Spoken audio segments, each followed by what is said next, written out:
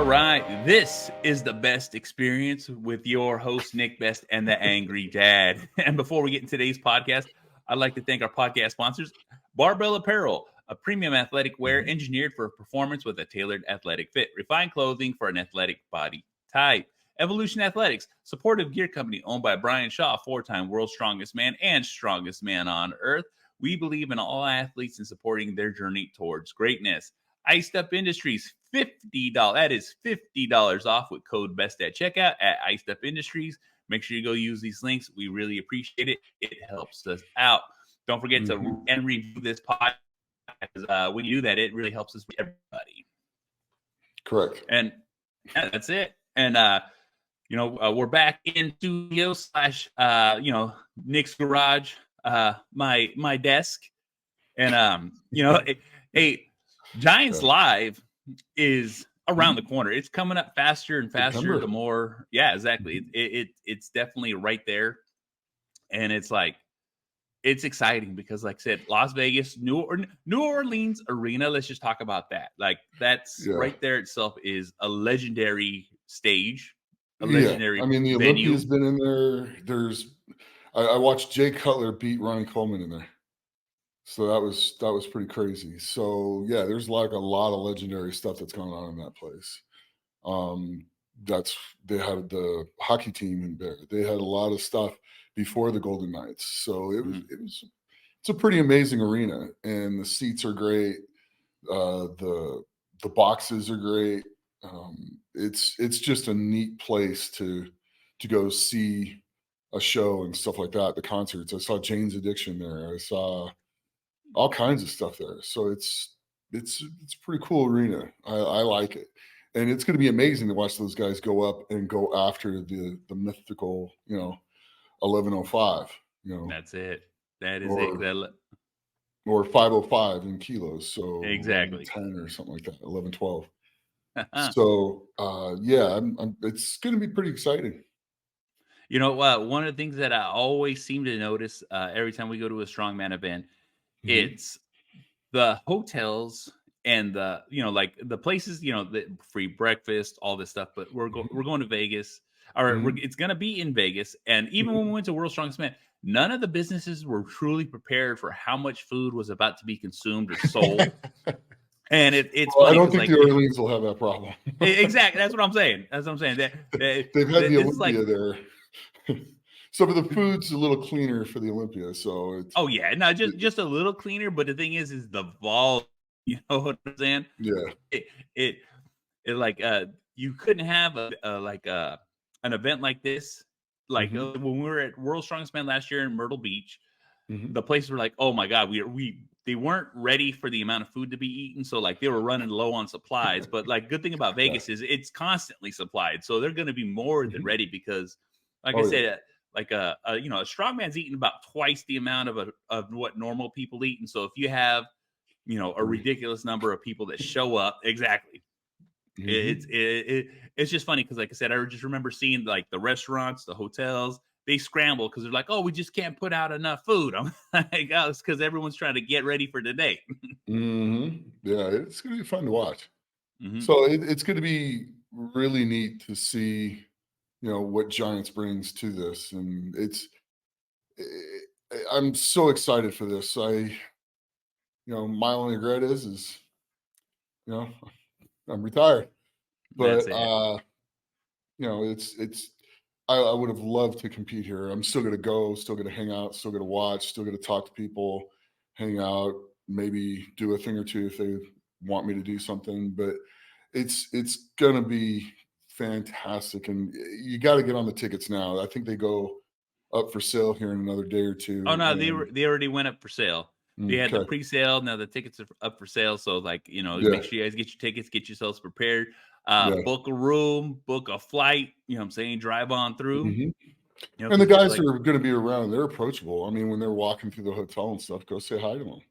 That's it. I mean, unless they're in a direct path to go to the food or they're in a direct path to get to the competition area, you can stop them all. They're great guys and say hi and stuff and take a quick picture with them. So it's pretty cool. I mean, it's going to be neat. It truly is. Yeah, it's gonna be fun. It's like I said, Mhm. that's the one thing too is like the vibe is always upbeat. Everyone's Yeah, smiling, everyone's happy, everyone's having a good time. It's loud as hell, yeah, and you know what I'm saying. And it just like I said, if you watch Giants live, because like I said, that they're from that Giants live is in Europe, yeah. and they put on a production. It's an Mhm. actual fireworks show. It's you know like that's gonna be the thing too. It's like Oh, it's actually gonna be seeing all the those things production and in more life. at the Orleans Exactly. Arena, so it's gonna be great. And then now OSG just announced they're gonna be in Wisconsin. That's it. Going to So Wisconsin. I think December 6th through the 9th. So that's going to be, or December 6th to the 8th or something like that. So that's going to be pretty neat. And we know they're going to have the car walk in it Oh yeah, you know, because gonna have the we car already walk. let that one slide. So that's going to be kind Already of let it cool. out. That'll be neat that that's back in there. So it's going to be neat. And that'll be easier for everybody to get to at their flights. There'll be a lot of direct flights Yeah, there. So yeah. that'll be really neat. I'm looking forward to that next year as well. Well, hopefully it's not too much snow. Well, yeah, it's just yeah, but it should be okay. Well, at least you won't have to worry about a hurricane. You know. Snowstorms are a little easier to get around. It's a little bit of a delay. It's not so bad as, you know, 8 to 10 hours of the hurricane blowing through and everything being shut down for a day and a half. So, but I think it's going to be pretty neat. And I got family in Rockford and stuff like that, so it'll be good to be close to where I was born. So That's it'll be it. it'll be cool. There we go. You know what I'm saying? Mhm. You learn something. I didn't know you was born out there in Wisconsin. You know, Rockford, we probably had that Rockford, met. Yeah, which is in Rockford. Illinois, but yeah. Oh, okay. Mhm. Yeah, I was like for a second, I was like, is Rockford in Wisconsin? But Mm. like apparently not. It's in No, it's in Illinois. Illinois, but it's Rockford and Wisconsin are pretty close together. I mean, it's a short drive to get over the border, There so you it's go. not bad. It's not too Yeah. bad, you know. Mhm. And with that going on and all the Giants live, you got like I said, it's all the heavy hitters. Mhm. You know what I'm saying? Yeah, You Hoop's know gonna be it. there. Yeah. You know, and I was definitely wish Trey could compete, but like I said, he's on the mend. He seems to be getting a lot better just from the videos he's posting. He's already establishing big weight. Yeah, I think he just did 365 for 3 on an axle, Exactly. After tearing his overhead Achilles pressing, so not that long ago, you know what yeah. I'm saying? Yeah, that's The modern medical hit, Mister or miracles happening nowadays. You know what I'm saying? Like it's yeah. really getting dialed in. Well, they're learning a lot more about the repair and how to actually get the tendons to heal and how to get blood flow through it and stuff like that. So it's a lot of the stuff they're coming out with now is really kind of neat. It's going to just help everyone when you have an injury Oh yeah. for stuff like that. So it's going to be cool. It's going to be neat to see them go. And Evan looks like he's going to be ready for the Arnold. So and Evan will be here as well. Hmm. So it's going to be pretty freaking cool. Oh The yeah. Stoltman brothers will be here, so that's going to be cool. And I almost want to get everybody together, and then go hit one of the all-you-can-eat sushi places Me and tell see you right if we now that can't eat. yeah Take all of us and see if we they would can't just chain the close them. doors like you guys are not allowed in here. You know what I'm saying? Like we're Well, about to it'll be get good advertising if they can feed us all and not run out of food. for real for real. Yeah, You know, a limit would probably be established that day. Like oh no. yeah. I'm thinking it's probably pretty accurate. Exactly. I think we did. We had a small group of strongmen. Was it just four? You know, I think what was it like 400 or 500 rolls? Yeah, it was about 500 rolls. Yeah, So it was like we in or 500 pieces is what it yeah, ended up being, not 500 rolls, pieces, and pieces. exactly, and they did stop coming around. You know what I'm saying? They were kind of like side They eyeing us, slowed way down, hoping whoa, we would whoa, be whoa, full. whoa, whoa, whoa, Yeah, whoa. that was This is pretty funny. this is not allowed. You No, know what I'm I saying? know. Yeah, Yeah, but it but would so definitely. that stuff's pretty good. And then also, I'm going to have a bench press seminar coming up at Irontown, There we go. so that's going to be pretty cool. It's March 23rd if you're interested. It'll be here in Vegas at Irontown, which is a CrossFit gym, but we're going to do a bench press seminar in there. That'll be hands-on, so we'll go through your technique with you individually. Mhm. Go through all the steps of, doing what is a good bench press, stuff like that. So, and Oh then yeah. ways to train for it and all the assistance stuff to go with it as well. Not just here's the bench, here's your technique, okay, you're done. It's going to be training all around it, philosophies, ways to approach your training, stuff like that. So it's going to be good. It'll Oh be a yeah. lot of fun. I love doing seminars. Oh yeah. No, the seminars always are. Like I said, you get a good variety and mix of people that want to learn so many different things. Hmm. And well, if when bench pressing, what's the number one thing that you always see people like doing wrong? You know what I'm saying? Something that like that always sticks out. Like this is a common thing that always happens. Well, the very first thing you got to do in a bench press is set your feet and then set your shoulders. And a lot of people don't set their feet right and they don't set their shoulders. And that creates instability when you're benching. And as you bring the bar down, if you're not stable with your feet and your shoulders, you're not going to have a good base to push from. And it all starts with the base that you push from. And then probably the next mistake you see are people letting it sink into their chest. Don't let the bar sink in. I mean, it's just that much further you got to push the bar. And in Oh a yeah. bench press part of the competition wise, um, the moment the bar is motionless, you get the press signal. So Yeah. if you bring it in, you let it sink in, the bar is still going to keep moving till it hits the bottom and stops moving, and it's going to move left and right.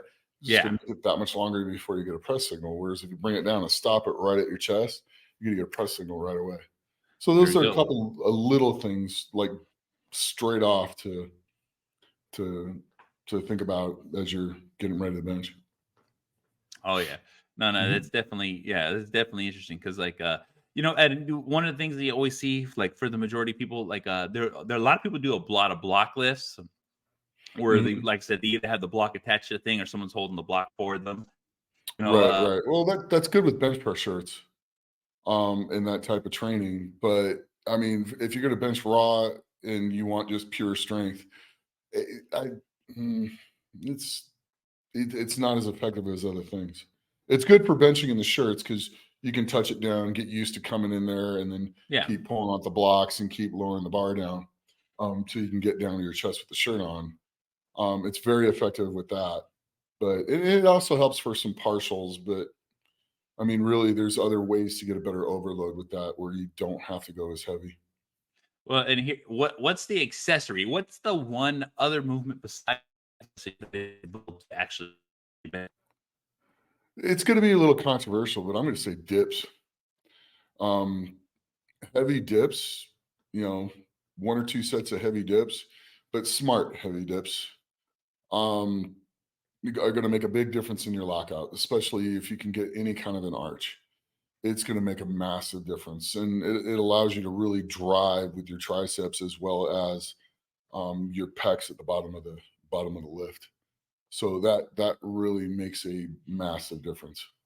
yeah, And I because you mean, definitely you slowly increase the weight as you go as you're doing them. You don't, you know, jump from doing, no weight to, 100 pounds to 200 pounds to it's a slow progression as well. And you see a lot of guys get hurt trying, oh, hey, I did this, no problem. And then they jump up and throw a couple more plates on. It's like on the dip belt and ping, it's one of those things where you want to do them heavy, but within reason.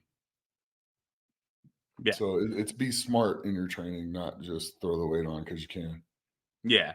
You know, gripping the bar is something that is I know is very vital, but I Hmm. know I wish I could remember what federation. I don't think it was a WRFP, but they had just actually changed the rules on the gripping the bar where you can't like you all fingers have to be wrapped around the bar.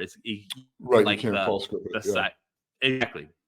that's been You around in a know, lot of the federations for a long time. Most you have to have your thumb around the bar, yeah, but when you do that, when you put your let's see, where's my hand? When you put your thumb around the bar, you almost a way to compensate and almost make it like you do that is you almost try to break the bar in your yeah, hands, twisting your hands out as you're bringing the bar down.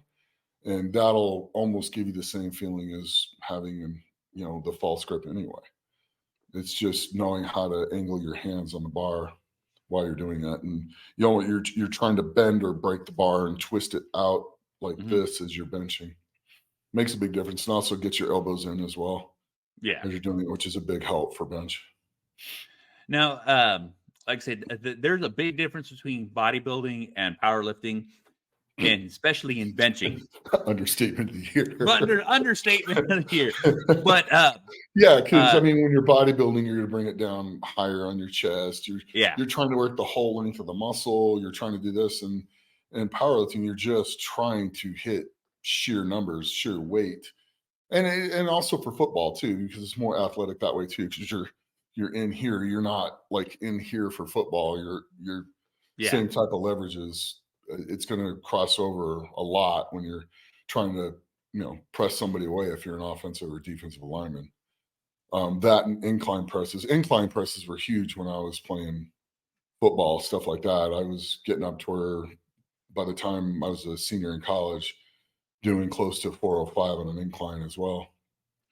And that made a big difference. Yeah, I believe it, man. Well, you hold multiple you hold multiple not records, but titles in multiple records. Don't get me wrong, but I think I might still have the USA powerlifting bench press record. I did about 3 to 5 years ago, the last time I looked. Yeah, see, and that's what I my was going squat to record ask. got broke. My total record got broke because I had the squat record at 810, and I had the total record at 2105, I believe, and I think that's been broken because I was the first person to squat over 800 and total over 2000 drug tested in California. Yeah. In the old ADFPA, which became USA Powerlifting. But I had the bench record at 567. Yeah. And that might still be there. It was like 5 years ago, the last time I looked. Well, it was one of the few records that translated over because they just kept it in the super heavyweight. Because I think I was like 268 when I did that. Woo. Yeah. Yeah. Let me tell you right now, yeah, that's like I said, that's what I was just about to ask. I was like, what are the records, or what are the heaviest lifts that you actually set in competition on the days? You know what I'm saying? I'm talking about like start when you first started to bringing it up to right now, like as you progressed. If you well, I mean, the heaviest I ever did in the competition was 567. Yeah. In the bench, and I equaled that one other time. And then when I was kind of done powerlifting, I actually got to where I could do 635, raw. And then started really getting into strongman and stopped training it and stuff like that, and then tore the pec. The most I've done in the competition after the pec tear is 529, which is still the world record for the USPA and the IPL for 45 to 49. And then I did 518, which is still the world record in the IPL for over 50. Yeah. So, but that's in a 3-lift meet as well. It's not just the single lift guys. Yeah. So, you're not walking in only doing one special event just to get a record. No, you're getting a true record. Yeah. Say that, which I seem to always hear. It's like, unless you do the 3 lifts, I don't want to hear nothing. Yeah, the day I did the 529 in the bench was at the US Open, and I squatted 870 and deadlifted 832 the same day. So, yeah. And then I did 848 and 815 in the squat and the deadlift the day I did the 518 as well. So, damn. Yeah, and that's some serious benching, some serious squatting, and some serious deadlifting. Yeah, well, and it like even even going on with the surgery on your stomach, going through all that, and the ramp up to get to because I want to say 450 is the in training with me and you in the same room. That was like the smoothest it's been. So like we haven't seen each other in a little bit, so it's like I don't know if the bench has gone up from there, but I remember you put like seriously pushing hard, even though you're still you will see a 500 out of me again. You will see that out of me again. I guarantee you will see a 500 out of me again. Yeah, you'll see another 800-pound squat, and we'll see how the deadlift works out. But Some things are going better. Oh yeah, you know what I'm saying. But that's the thing. We just got to get you into some yoga. We need someone out there that can stretch you. I do need to. I have been working on my mobility, which is that's helped quite a bit. The pain is getting a lot less in my hip because of it, and I'm getting better balanced. And then I've also like thrown in.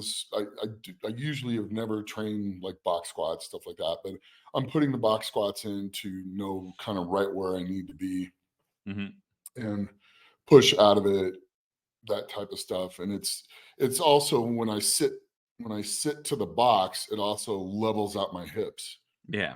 when you sit. And with it leveling it out, then I now know what it feels like. So I'm trying to do some type of box squat. It doesn't have to be super heavy, but to where I sit down on it and my hips are level when I sit at the bottom. I try not to put too much weight on it. I just want to feel them be, level Yeah. at the bottom of the squat. So as I come out, I come up level as well. Yeah. And it'll help fix the imbalance there Exactly. slowly over Which you've time. made big Yeah. big strides in. You know what I'm saying? Like I Well, said. I had to pull back, and then I realized, one side is stronger than the other because of the surgery and these other things. So I need to train the one side as much as I can to get it strong again. And then whatever I stop at that side, I train the other side exactly the same. Exactly the same. So they end up leveling out. That's And it. then once they level out, then I can move the whole thing forwards. Yeah. No, And I'm I think sure. No, that's a mistake that people make a lot in rehabbing injuries is they, train the one side that's healthy as hard as they can, and then they train the other side, and it's Yeah. always going to lag behind. The best way to do it is to train the bad side first and get everything out of it, and then train the other side the exact same amount. Exactly. No. That's true too, because you always see it like and like I said, I'm much more familiar in the bodybuilding world for everything. So strongman, like I said, I'm still learning an awful lot.